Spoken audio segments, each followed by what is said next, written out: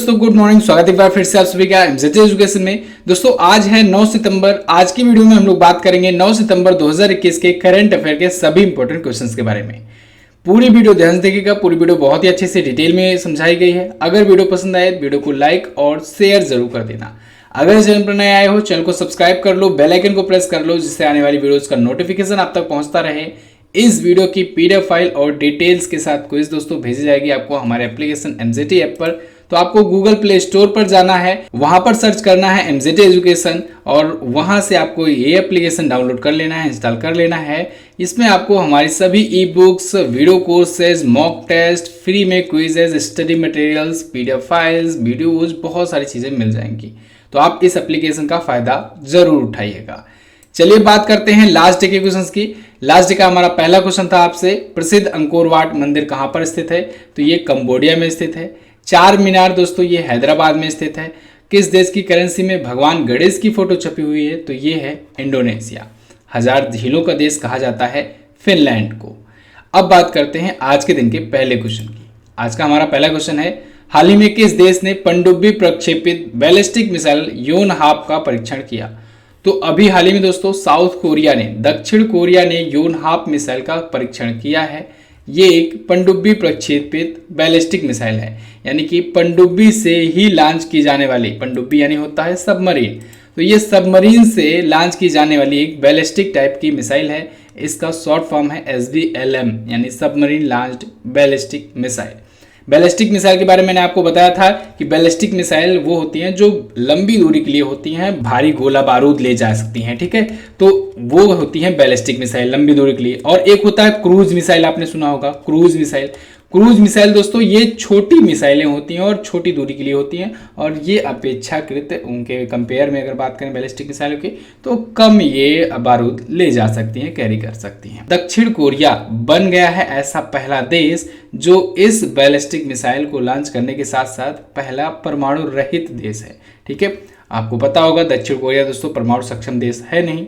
परमाणु सक्षम देश में कुछ कम ही देश हैं, 9 देश हैं जो परमाणु सक्षम हैं, एटॉमिक कैपेबल कंट्रीज है, जिसमें यूएसए है, रसिया, चाइना, ब्रिटेन, फ्रांस वगैरह है, भारत, इजराइल वगैरह है, ठीक है।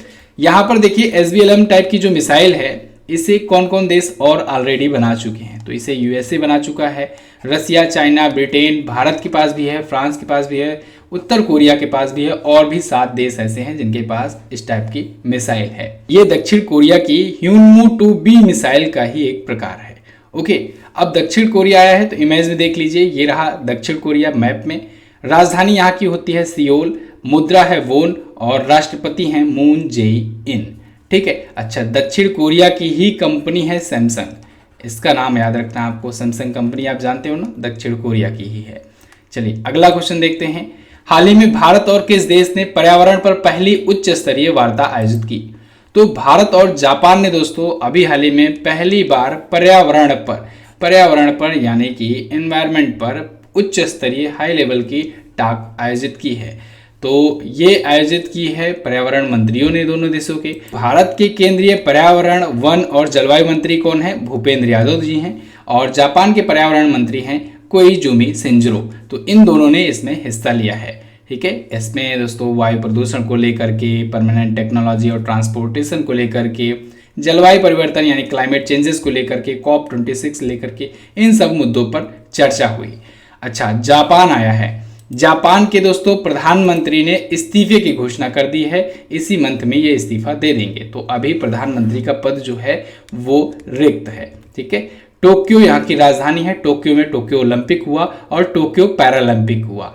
तो ओलंपिक और पैरालंपिक से दोस्तों बहुत सारी चीजें आज मैं आपको रिवाइज करा देता हूँ। जैसे दोस्तों अभी ओलंपिक जो है, सबसे पहले ओलंपिक से शुरू करते हैं, क्योंकि जब भी ओलंपिक होता है उसके जस्ट बाद ही पैरालंपिक होता है। तो ये समर टाइप का ओलंपिक था, नाम था टोक्यो ओलंपिक 2020, लेकिन आयोजित एक्चुअली में हुआ ये 2021 में। इसका मस्कट क्या था? मस्कट था मिराइटोवा। क्या? मिराइटोवा इसका मस्कट रखा गया था। और नारुहितो ने इसका उद्घाटन किया है, जो कि जापान के सम्राट हैं, और इन्होंने ही टोक्यो पैरालंपिक का भी उद्घाटन किया है।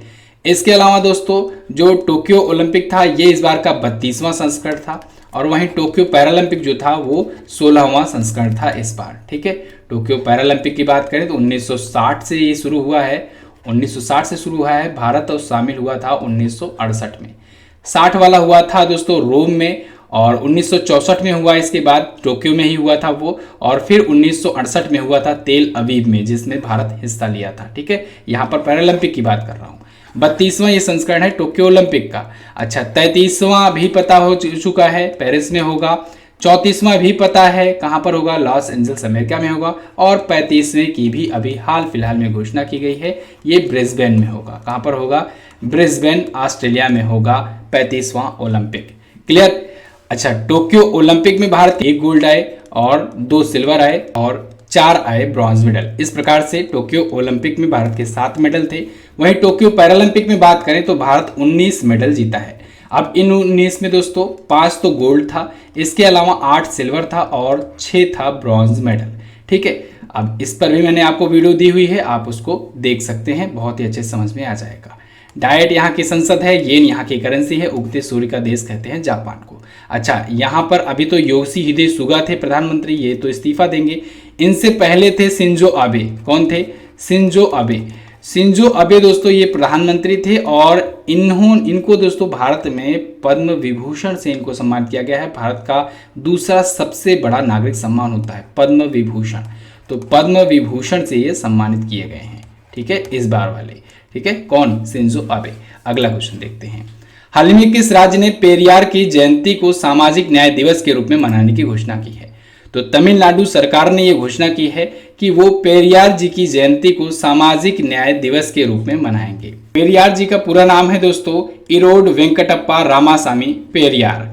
इनकी जयंती पर सामाजिक न्याय दिवस मनाया जाएगा। कब होती है इनकी जयंती? 17 सितंबर को होती है, तो 17 तारीख को मनाया जाएगा अब से प्रत्येक वर्ष तमिलनाडु सरकार के द्वारा। ठीक है, इन्हें पेरियार या थंथई पेरियार के नाम से भी जाना जाता था।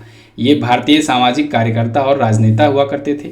इन्होंने ही आत्मसम्मान आंदोलन और द्रविड़ कजगम की शुरुआत की थी, तो ये इंपॉर्टेंट पॉइंट है। अच्छा, अभी दोस्तों तमिलनाडु से कल भी क्वेश्चन आया था, जब मैंने आपको बताया था, क्या आया था, तमिलनाडु में भारत का पहला डुगोंग संरक्षण रिजर्व स्थापित किया जाएगा। क्या, डुगोंग संरक्षण रिजर्व, कंजर्वेशन रिजर्व। इससे पहले भी एक बार तमिलनाडु चर्चे में आया था, जब वहां की एक ऑर्डिनेंस फैक्ट्री है दोस्तों, तिरुचिरापल्ली ऑर्डिनेंस फैक्ट्री, उसके द्वारा एक त्रिची नाम का कार्बाइन लॉन्च किया गया था। क्या, Trichy carbine, Trichy carbine launch किया गया था। ठीक है, और ये बहुत ही यूनिक कार्बाइन था, तो इसको तमिलनाडु में ही आयुध निर्माण फैक्ट्री में लॉन्च किया गया था। तमिलनाडु आया है, तो आपके सामने ये रहा तमिलनाडु। देखिए यहाँ पर लोकेशन है तमिलनाडु की। अपना बॉर्डर किससे किससे शेयर करता है? आंध्र प्रदेश से शेयर करता है, कर्नाटक से और केरला से शेयर करता है। चेन्नई यहाँ की कैपिटल होती है। बनवारी लाल पुरोहित जी यहाँ के गवर्नर हैं, और इन्हें अभी पंजाब का भी दिया गया है एक्स्ट्रा चार्ज। साथ ही साथ इनको चंडीगढ़ का भी एक्स्ट्रा चार्ज मिला है लेफ्टिनेंट गवर्नर के रूप में। पुलिकट झील, कालीवाली, सिंगानल्लूर झील यहीं पर है।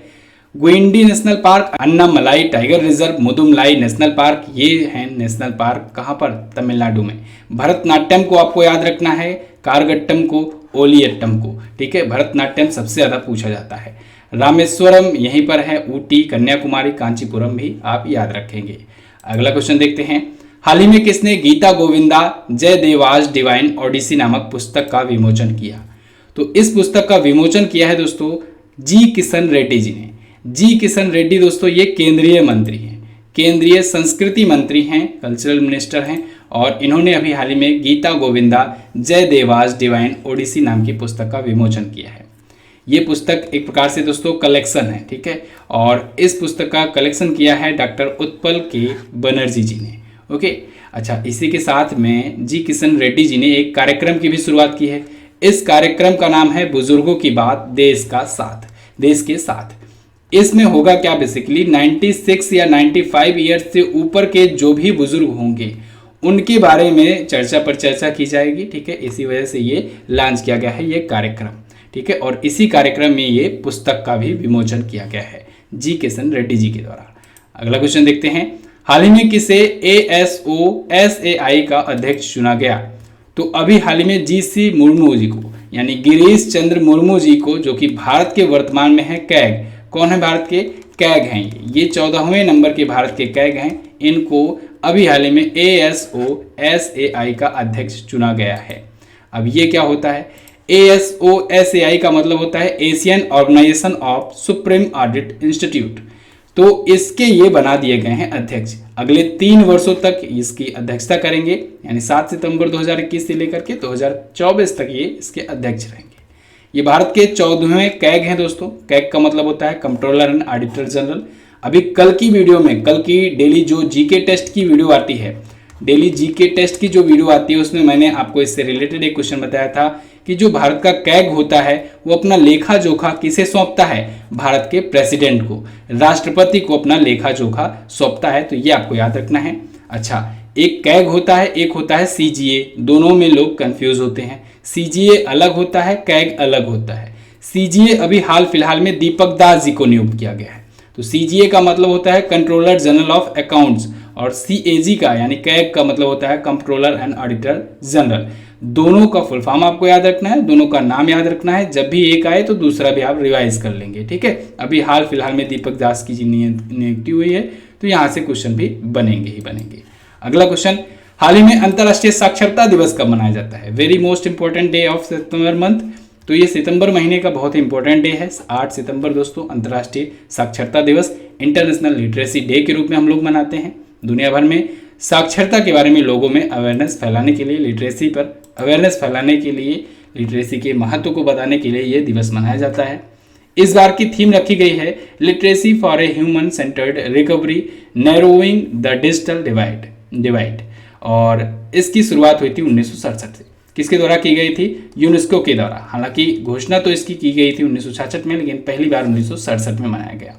अब यूनेस्को आया है, यूनेस्को के बारे में जान लेते हैं। यूनेस्को का फुल फॉर्म होता है United Nations educational scientific and cultural organisation. वर्तमान में अध्यक्ष हैं दोस्तों आंद्रे अजोले। कौन है? आंद्रे अजोले जी हैं इसके वर्तमान में अध्यक्ष। अच्छा, अब ये इंपॉर्टेंट डे से रिलेटेड क्वेश्चन है, तो आज हम लोग रिवीजन कर लेते हैं इंपॉर्टेंट डे जो भी सितंबर मंथ में अभी तक आए हैं। जैसे अभी 2 सितंबर को दोस्तों वर्ल्ड नारियल डे मनाया गया, विश्व नारियल दिवस मनाया गया, ठीक है, 2 सितंबर को मनाया गया। इसके अलावा दोस्तों अभी 5 सितंबर को हम लोगों ने शिक्षक दिवस मनाया, और शिक्षक दिवस भारत के 2nd नंबर के राष्ट्रपति डॉक्टर सर्वपल्ली राधाकृष्णन जी की याद में मनाया हम लोगों ने। इसके अलावा 8 सितंबर को देखिए अंतर्राष्ट्रीय साक्षरता दिवस, बहुत इंपॉर्टेंट है। अच्छा, 5 सितंबर को एक और इम्पोर्टेंट डे मनाया। कौन सा इंपॉर्टेंट डे है? अंतर्राष्ट्रीय चैरिटी दिवस, मदर टेरेसा जी की पुण्यतिथि की याद में मनाया गया था। तो ये भी आपको याद रखना है। 1 से 7 सितंबर को पोषण सप्ताह के रूप में मनाया जाता है, ठीक है, पोषण सप्ताह के रूप में मनाया जाता है। क्लियर? चलिए अगला क्वेश्चन देखते हैं। हाल ही में कछुआ संरक्षण में किसे ग्लोबल अवार्ड से सम्मानित किया गया? तो अभी हाल ही में कछुआ संरक्षण में दोस्तों ग्लोबल अवार्ड से सम्मानित किया गया है कि भारतीय जीव वैज्ञानिक हैं, तो इनको कछुआ संरक्षण में ग्लोबल अवार्ड मिला हुआ है। इस अवार्ड का नाम है बहलर कछुआ संरक्षण पुरस्कार, बहलर टर्टल कंजर्वेशन अवार्ड, ठीक है। इनको क्यों दिया गया है? इन्होंने दोस्तों 3 बहुत ही ज़्यादा लुप्त प्राय कछुए संरक्षण प्रजातियों को विलुप्त होने की कगार से वापस लाया है, बचाया हुआ है। तो इस वजह से इनको ये अवार्ड मिला है, बहलर टर्टल कंजर्वेशन अवार्ड। इस अवार्ड को दिया जाना शुरू हुआ था 2006 से। ओके, अगला क्वेश्चन, हाल ही में किसने शिक्षक पर्व 2021 का उद्घाटन किया? तो अभी हाल ही में शिक्षक पर्व 2021 का उद्घाटन किया है हमारे प्राइम मिनिस्टर नरेंद्र मोदी जी ने। नरेंद्र मोदी जी ने इसका उद्घाटन अभी किया है। ये दोस्तों शिक्षक पर्व जो है शिक्षा मंत्रालय के द्वारा मनाया जाएगा, शिक्षा मंत्रालय के द्वारा आयोजित कराया जाएगा। कब से कब तक? 7 से लेकर के 17 सितंबर 2021 तक। इसकी थीम भी रखी गई है। थीम है इसकी quality and sustainable schools learnings from schools in India. तो ये है इस बार की इसकी थीम, ठीक है। शिक्षा मंत्रालय के द्वारा मनाया जा रहा है। शिक्षा मंत्रालय का दोस्तों इससे पहले नाम हुआ करता था मानव संसाधन एवं विकास मंत्रालय, उसका नाम दोबारा से चेंज करके शिक्षा मंत्रालय कर दिया गया है, ठीक है। कब किया गया? जब वही न्यू एजुकेशन पॉलिसी लॉन्च हुई थी भारत में दोस्तों नई शिक्षा नीति लॉन्च हुई थी, और वो 34 वर्षों के बाद लॉन्च हुई थी। कब लॉन्च हुई थी? 2020 में, ठीक है। 34 वर्षों के बाद भारत की तीसरी शिक्षा नीति लागू हुई। नई शिक्षा नीति लागू करने वाला पहला राज्य बना था कर्नाटक, और दूसरा राज्य कौन बना था? मध्य प्रदेश बना था। अच्छा, अभी जब ये कार्यक्रम शुरू हुआ, जब शिक्षक पर्व का उद्घाटन किया नरेंद्र मोदी जी ने, उसी के साथ साथ में 5 और योजनाओं का भी उद्घाटन किया है। ये पांचों योजनाएं जो हैं, जो दृष्टिबाधित होते हैं उनको पढ़ने लिखने में कैसे मदद मिल सके न्यू एजुकेशन पॉलिसी के तहत, ये बताया है उन्होंने उसमें। ठीक है, तो उन्हीं के लिए ये लॉन्च किया गया है। चलिए, अच्छा, एक और बहुत ज़रूरी सूचना देनी है दोस्तों, एसएससी जीडी का एग्ज़ाम डेट आ गया है। जिन बच्चों ने अभी तक एसएससी जीडी कांस्टेबल का बैच नहीं लिया है वो जाकर के ले सकते हैं। आपको एसएससी जीडी के कांस्टेबल के बैच में दोस्तों हर एक महीने की हिंदी और इंग्लिश दोनों लैंग्वेज में ई बुक मिल जाएगी करंट अफेयर की, बिल्कुल मुफ्त में। साथ ही साथ अभी अगर आप कूपन कोड यूज़ करते हो MZT100 तो आपको 599 के बाद भी 100 रेट्स का डिस्काउंट मिल जाएगा। हिंदी और इंग्लिश दोनों लैंग्वेज में ये अवेलेबल है। हर एक वीडियो का दोस्तों डिटेल वीडियो होता है चैप्टर बाय चैप्टर। इसके अलावा ई बुक दी जाती है, हर एक चैप्टर का मॉक टेस्ट दिया जाता है। ये सारी चीज़ें आपको मिल जा रही हैं इस वीडियो कोर्स में। आप इसका फ़ायदा उठा सकते हैं। MZT ऐप पर आपको ये वीडियो कोर्स मिल जाएगा। इसके अलावा आप जनवरी से सितंबर 2021 तक का 2350 वन लाइनर करंट अफेयर का ये ई बुक भी देख सकते हैं। अगला क्वेश्चन देखते हैं, हाल ही में किस रेलवे स्टेशन को ईट राइट स्टेशन में 5 स्टार अवार्ड मिला? तो अभी हाल ही में दोस्तों चंडीगढ़ रेलवे स्टेशन को, किसे? चंडीगढ़ रेलवे स्टेशन को ईट राइट स्टेशन में 5 स्टार अवार्ड मिला हुआ है। किसने दिया है? इसे दिया है FSSAI ने, यानी भारतीय खाद्य सुरक्षा और मानक प्राधिकरण ने, food safety and standard authority of India ने ईट राइट स्टेशन में 5 स्टार अवार्ड क्यों दिया गया है? ये दोस्तों उसे दिया जाता है, उस स्टेशन को दिया जाता है जिस स्टेशन पर जो यात्री आते हैं उनको हाई क्वालिटी के पौष्टिक भोजन प्रदान किए जाते हैं, साफ सफाई उस स्टेशन पर रहती है। ठीक है, इन सब चीज़ों को देखते हुए FSSAI के द्वारा दोस्तों एक सर्टिफिकेट दिया जाता है ईट राइट स्टेशन का। ओके, ये केंद्र सरकार की ईट राइट स्टेशन अभियान का ही एक हिस्सा हुआ है। ठीक है, FSSAI का फुल फॉर्म तो आपने जान लिया, food safety and standard authority of India. इसकी स्थापना हुई थी 2011 में। हेडक्वार्टर्ड है ये नई दिल्ली में और इसकी चेयरपर्सन का नाम याद रखना है आपको, रीता तेवतिया। क्या? रीता तेवतिया। अगला क्वेश्चन देखते हैं, हाल ही में BBC हिंदी की पहली न्यूज ब्रॉडकास्टर का निधन हो गया, इनका क्या नाम है? तो इनका नाम है दोस्तों रजनी कौल। रजनी कौल जी ये BBC हिंदी की पहली न्यूज ब्रॉडकास्टर थी और साथ ही साथ ये BBC हिंदी में एक स्टाफ के रूप में शामिल होने वाली भी पहली महिला थी। ठीक है, तो इनका हो गया है निधन। अभी 93 वर्ष की उम्र में इनका निधन हुआ है। कहाँ पर हुआ? हरियाणा के फरीदाबाद में।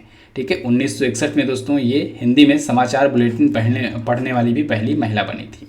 इनका एक कार्यक्रम आता था इंद्रधनुष, जो कि बहुत ज़्यादा पॉपुलर हुआ था। BBC के बारे में बात करें तो ये इंडिया की कंपनी तो बिल्कुल नहीं है, ये है ब्रिटेन की कंपनी। इसका फुल फॉर्म होता है ब्रिटिश ब्रॉडकास्टिंग कॉरपोरेशन। इसकी स्थापना हुई थी 1922 में। इसका हेडक्वार्टर है लंदन में और इसके चेयरमैन हैं रिचर्ड शॉर्ट। अच्छा, BBC के द्वारा दोस्तों BBC के द्वारा sport person of the women का अवार्ड PV सिंधु जी को दिया गया है, तो ये भी आपको याद रखना चाहिए। क्लियर? तो बस दोस्तों ये तो थे हमारे आज के दिन के टॉप 10 करंट अफेयर के क्वेश्चंस। आई होप आपको वीडियो पसंद आई होगी। अगर वीडियो पसंद आई है तो वीडियो को कर दीजिएगा लाइक और शेयर कर दीजिएगा अपने दोस्तों के साथ। और हाँ, अगर आपने चैनल को सब्सक्राइब नहीं किया है, चैनल को सब्सक्राइब कीजिए, बेल आइकन को प्रेस कीजिए। डेली जीके टेस्ट आज से दोस्तों एक नए क्लेवर में शुरू होने जा रहा है, तो आज से आप लोग डेली इवनिंग में शाम को जरूर आया कीजिए 7 PM पर, और यहाँ पर आपको अब से डेली जीके बहुत ही अच्छी तरीके से तैयार कराया जाएगा। अभी तक हम लोग SSC GD का प्रीवियस ईयर के क्वेश्चन सॉल्व कर रहे थे, तो 10 सेट हम लोगों ने उसको सॉल्व कर लिए।